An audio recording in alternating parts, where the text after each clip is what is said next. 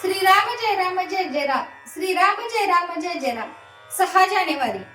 नाम रूपाचा संबंध. नाम घेत असताना रूपाचे ध्यान आवश्यक आहे का? वास्तविक नाम आणि रूप ही भिन्न नाहीतच, पण नाम हे रूपाच्या आधी असते आणि नंतरही उरते. नाम रूपाला व्यापून असते. राम जन्माला येण्यापूर्वी वाल्मिकींनी रामायण लिहिले आणि रामाने मागाहून जन्म घेऊन त्यात वर्णन केल्याप्रमाणे आचरण करून दाखवले. म्हणजे रूप अस्तित्वात येण्यापूर्वी नाम होते आणि रूप गेल्यानंतर आजही नाम शिल्लकच आहे. देश कालाच्या पलीकडे जे कायम टिकते ते सत्य होय. प्रत्यक्ष आकाराला आलेली अनेक रूपे नाहीशी झाली तरी त्यांचे नाव टिकून राहते. म्हणजे नाम हे देशकालाच्या मर्यादेच्या पलीकडे असते, म्हणजे ते रूपापेक्षा जास्त सत्य असते. जे सत्य आहे ते श्रेष्ठ असेलच पाहिजे, तेव्हा नाम घेणे ही गोष्ट मुख्य आहे.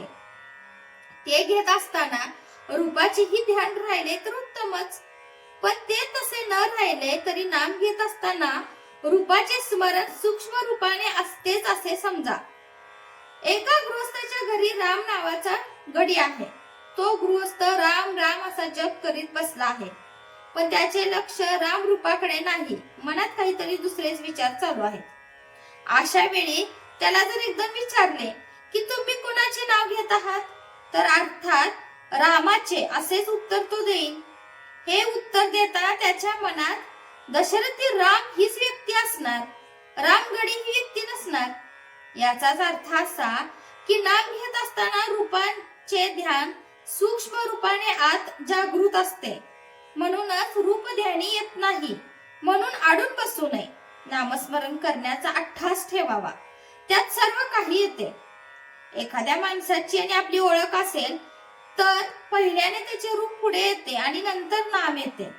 पण आपली त्याची ओळख नसेल आणि आपण त्याला बघितलेला नसेल तर त्याचे फक्त नाव येते. आज आपल्याला भगवंताची ओळख नाही म्हणून त्याचे रूप माहिती नाही, परंतु आपल्याला त्याचे नाम घेता येईल. सध्या सुद्धा त्याचे नाम घेताना त्याची आठवण आपल्याला होते का, हा आपला अनुभव आहेच. भगवंताचे रूप तरी निश्चित कुठे आहे? एक राम काळा तर एक राम गोरा असतो, एक राम लहान तर एक राम मोठा असतो, पण सर्व रूपे एका रामाचीच असतात. भगवंत स्वतः रूप आहे, म्हणून जे रूप आपण त्याला द्यावे तेच त्याचे रूप असते. यासाठी आपण कोणत्याही रूपामध्ये त्याचे ध्यान केले तरी चालते.